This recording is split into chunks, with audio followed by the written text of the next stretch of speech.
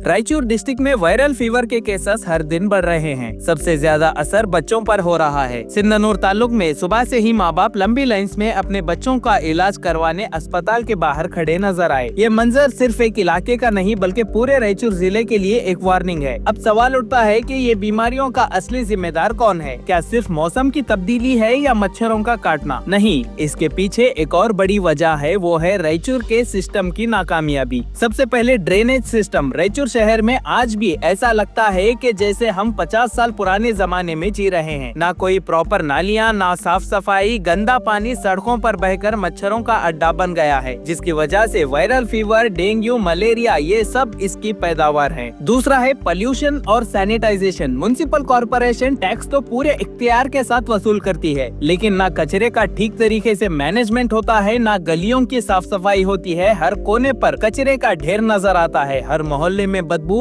और हर वार्ड में गंदगी का मंजर नजर आता है। ऐसे माहौल में बीमारियों का बढ़ना या बीमारियां फैलना लाजमी है। तीसरा है इमरजेंसी मेडिकल सपोर्ट। जिला एडमिनिस्ट्रेशन ने अब तक किसी भी वार्ड में बेसिक इमरजेंसी हेल्थ यूनिट्स तक नहीं बनाए। आज भी गरीब माँ बाप को अपने बीमार बच्चों को लेकर लंबी दूरियां तय करनी पड़ती हैं। इसके अलावा रायचूर में आवारा कुत्ते खुलेआम आवाम की जान के दुश्मन बन चुके हैं। रोज नई खबरें सामने आती हैं कि किसी बच्चे को कोई आवारा कुत्ते ने काट लिया और ऐसा काट लिया कि उसका गोश्त तक बाहर निकल आया। किसी बुजुर्ग को काट कर गिरा दिया गया। लेकिन म्युनिसिपल कॉर्पोरेशन बिल्कुल लापरवाह हो चुकी है। न स्टेरिलाइजेशन ड्राइव्स हो रहे हैं, न इन आवारा जानवरों को कंट्रोल किया जा रहा है। आज आवाम सोच रही है कि कल हम ऑफिस के लिए निकले या ना निकले। हर रोज काम से घर को लौटते वक्त हर किसी को इसी बात का खतरा रहता है कि कहीं कोई आवारा कुत्ता ना हमें काट ले। इसके अलावा शहर में हर दूसरी सड़क खुदाई का शिकार है। गड्ढे इतने बड़े बड़े कि अगर कोई इंसान इस गड्ढों में गिर जाए तो इसका बचना नामुमकिन सा लगता है। बारिश के मौसम में ये गड्ढे और पानी मिलकर मच्छरों का एक जबरदस्त अड्डा बन जाते हैं, जिसकी वजह से इन मच्छरों की ब्रीडिंग और ज्यादा तेज होती है, जिसके बाद इन मच्छरों के जरिए मलेरिया, डेंगू और वायरल फीवर जैसे खतरनाक बीमारियां